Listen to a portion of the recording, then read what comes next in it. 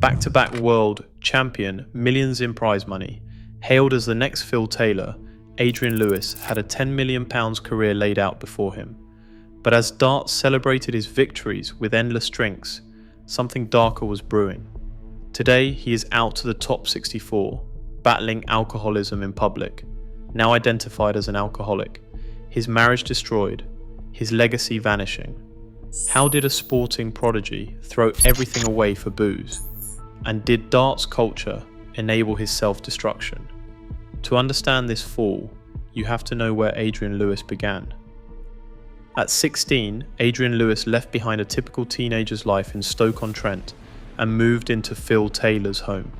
Taylor had 16 world titles, and he saw something rare in the young Lewis, raw talent that needed shaping. Days started at 10 in the morning, with Lewis and Taylor locked in the practice room for 6, sometimes 8, hours straight. No distractions, no shortcuts. Taylor demanded focus, drilling Lewis on every throw, every finish, every possible scenario he might face on stage. The routine was relentless, hundreds of legs, then hours spent perfecting doubles and scoring. Taylor believed discipline was the only way to turn promise into greatness, and Lewis followed his lead, even as the work left him exhausted. Evenings offered a different kind of education.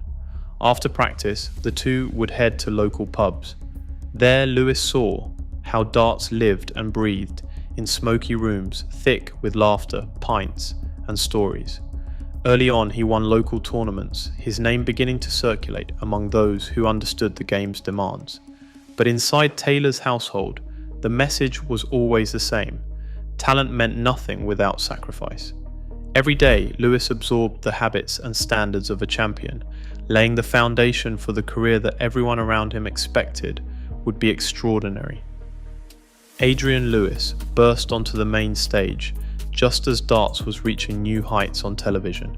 Between 2008 and 2010, he became a fixture in the later rounds of major tournaments, no longer the wide-eyed apprentice, but a serious contender. The 2010 World Championship was the turning point. Lewis, only 25 years old, battled his way through the draw and faced Phil Taylor, his mentor and his rival, in a final that electrified Alexandra Palace. Taylor won 7 sets to 5, but the story was Lewis. Commentators started calling him the next Taylor, and sponsors took notice. By the end of 2010, Lewis's annual prize money topped £200,000, and his reputation soared. The pressure mounted with every appearance, and the spotlight grew hotter. After matches, the expectation was to celebrate, often in the same pubs where his journey began. The social side of darts was everywhere, laughter and pints, and the sense that victory meant letting loose. Lewis stood on the edge of greatness, his potential clear to anyone watching. The only question was how high he could climb, and how long he could stay there. In January 2011, at Alexandra Palace, Adrian Lewis faced Gary Anderson in a final that rewrote darts history. In the third leg of the match, Lewis delivered a perfect 9-dart finish, the first ever in a World Championship final, and it sent shockwaves through the sport. The crowd erupted, pundits called it genius, and sponsors lined up almost overnight. Lewis left the stage with a £200,000 winners, check, and a new status, world champion, not just Taylor's protege. His phone buzzed with offers. Unicorn Darts secured him as a marquee name, and bookmakers wanted him as the face of their campaigns. The 9-darter became the highlight reel for every broadcast, proof that Lewis was not just talented, he was extraordinary. With that single night, his earning power soared, and the expectation was clear. Adrian Lewis had arrived to build a dynasty. 12 months after his breakthrough, Adrian Lewis walked onto the Alexandra Palace stage with the weight of expectation, and he left as a back-to-back world champion. He defeated Andy Hamilton in the 2012 final, becoming only the 5th player ever to defend a PDC World Championship. Broadcasts hailed him as the new face of darts, the dynasty in waiting. Prize money soared past £600,000 over 2 years, and sponsors rushed to secure his signature. The celebrations stretched long into the night and beyond, with party footage aired across sports channels, pints raised, arms around rivals, the trophy never far from reach. In darts, this was how champions were made, and how they celebrated. The media amplified the revelry, framing it as the mark of a true winner. For Lewis, triumph and excess came hand in hand, and the world seemed eager to watch him enjoy every moment at the top. The cracks started to show after the second world title. Adrian Lewis entered the 2013 season as a favourite, but something had changed. He failed to defend his championship and lost in the quarter-finals. The excuses pointed to pressure, but the signs were visible. His frame grew heavier, and the sharpness that defined his game began to dull. By 2014, the difference was impossible to ignore. Photos from that year show Lewis carrying an extra 20 kilograms, his once quick step now slower on stage. His ranking, once secure in the top 5, slipped steadily. He still picked up trophies, but the consistency that made him a champion was gone. Practice sessions became less frequent. Phil Taylor, the mentor who once demanded perfection, went public with his concern. In interviews, Taylor said, "He is drinking too much, he needs to sort it out." Lewis brushed it off, blaming tournament stress and the demands of travel. The darts community whispered, but nobody acted. By the end of the 2016, Lewis had dropped to number 11 in the world, his lowest ranking in nearly a decade. The warning signs were there for anyone willing to look, a champion drifting away from the discipline that built his career, and a sport unwilling to intervene. By 2017, Adrian Lewis was no longer the unshakable force at the top of darts. His world ranking slipped to number 16, and the cracks that once seemed temporary now threatened to become permanent. In tournament halls, whispers followed him, stories of late nights, missed practice, and performances that fell far short of his reputation.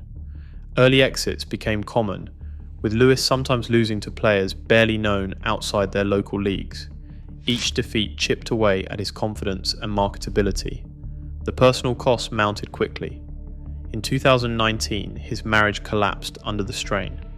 Divorce papers cited his inability to control his drinking, and the headlines left no doubt about the toll his alcoholism and addiction were taking at home. The separation meant more than lost companionship. It meant the loss of stability, of family, and of the support system that had carried him through his early career. That same year, his longest-running sponsor, Unicorn Darts, ended their deal. The contract, once worth over £200,000 a year, vanished overnight. Without sponsorship and with his ranking tumbling, Lewis's annual earnings dropped to just over £100,000 by 2020, a fraction of what he once made. The COVID lockdowns only deepened his isolation. With tournaments suspended and travel restricted, the routine that had anchored his life disappeared. Left alone with his addiction, Lewis spiraled further, his career and finances unraveling together. In 2021, Adrian Lewis finally spoke the words that had haunted his career. "I need help. Alcoholism ruined me." The confession was not a press release. It was a desperate admission after years of denial, made as his world ranking collapsed to 48th, and his income slipped to a fraction of what it once was. Lewis entered treatment, but the circuit's temptations and old routines proved stronger than any program. Within months, he was seen drinking again, the cycle unbroken. By 2022, he had lost his place among the sports elite and was forced to fight for a tour card at Q School, an ordeal usually reserved for rookies and journeymen. The humiliation was public. Lewis, once a two-time world champion, now stood shoulder to shoulder with hopefuls half his age, struggling for a lifeline. He managed to claw his way back, but the damage was clear: no sponsorships, no guaranteed income, and the Professional Darts Corporation offered only minimal welfare support years too late. Phil Taylor, the mentor who once believed Lewis could rule the sport, summed up the heartbreak in plain terms. "I can't help him anymore, he has to want it." By 2024, Lewis slipped outside the top 64, losing his tour card for good. His career earnings totaled £2.5 million, a quarter of what was possible at his peak. The rest vanished, spent or lost, as the sport's alcohol-fueled environment cheered, profited, and then moved on without him. Today, professional darts still surrounds its rising stars with alcohol sponsorships and pub venues, profit eclipsing player welfare. As new talent steps up, the real risk is not just missing a title, it is losing everything to a culture that refuses to change. The stakes are higher than ever. Share your thoughts below.